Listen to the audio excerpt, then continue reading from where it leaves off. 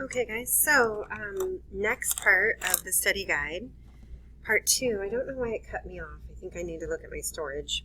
Anyhow, if the measure of angle 1, which is right here, is 54, and the measure of angle 3 is 5x minus 6, these are congruent because they're vertical angles. So we're going to set them equal. 5x minus 6 equals 54.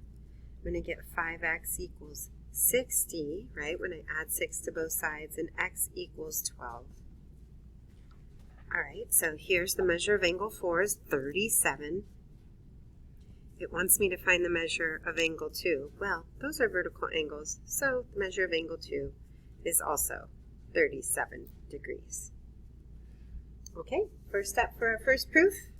This is given. Hopefully you guys all get the points for that. Next step, what did I do to get from here to here? Well, I subtracted the 6x. So I'm going to just say subtraction property of equality. And then the next thing I did was I added 17 to both sides. So addition property of equality. And then I divided. Division property of equality. And I flipped it. So, symmetric property. All right, moving right along. Right here is our given. And then definition of congruence.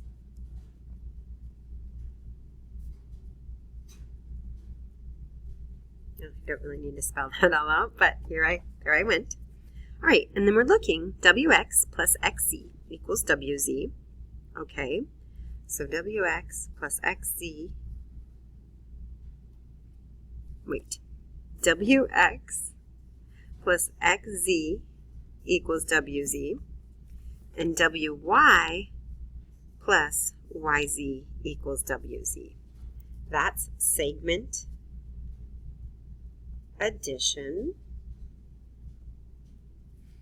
And one thing that I forgot to do is I forgot to mark that wy, so this segment right here, and xz, these guys are congruent. Okay, so I just want to point that out. Now I'm going to say xz plus yz equals wz. Well, if you look right here, I know that wz and xz are congruent. So wy and xz are congruent. So right here, this statement, what I did is I went ahead and I removed the wy and I replaced it with xz.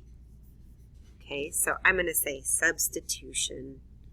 Again, if you put transitive, that will be fine with me. Okay, and now if you notice, I can set these both equal to each other because this is equal to wz, wx plus xz is equal to wz, and xz plus yz is equal to wz. These are both equal to wz. Transitive. All right, and then what happened from here to here? Well, I subtracted the xz from both sides. So minus xz, that's where those went. So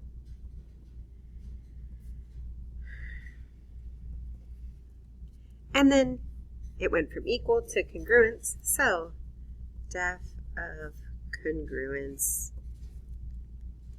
Okay, moving right along. This is given. The measure of angle JKM is congruent to MKL. Definition of an angle bisector, right? They just told us it bisects, and then they're telling you, hey, these two angles are congruent. Well, definition of angle bisector, angle addition postulate. We're going to say the measure of angle JKM plus the measure of angle MKL equals the measure of angle JKL. Okay, so if you noticed, we went ahead and we took out this JKM and we replaced it with MKL. All right, we knew that they were equal, so we're going to say substitution or transitive.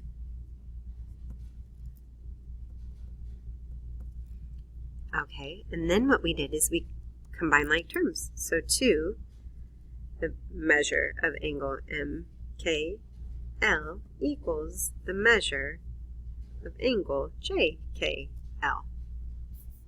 All right, and then we divided. We divide by 2, we divide by 2, and division, property of equality. Moving right along. Ooh, a nice blank one, but you're lucky, it's an algebra one. So, I am going to do 8 parentheses x minus 1 equals 5x minus 35, and write given. And then I'm going to think about how I would solve it algebraically. And the next thing I would do is I would distribute. So I'm going to have 8x minus 8 equals 5x minus 35. Okay, and then the next thing I would do to solve would be to subtract 5. So I would have 3x minus 8 equals negative 35. All right, so I subtracted. Property of equality. And then I'm going to add 8. So 3x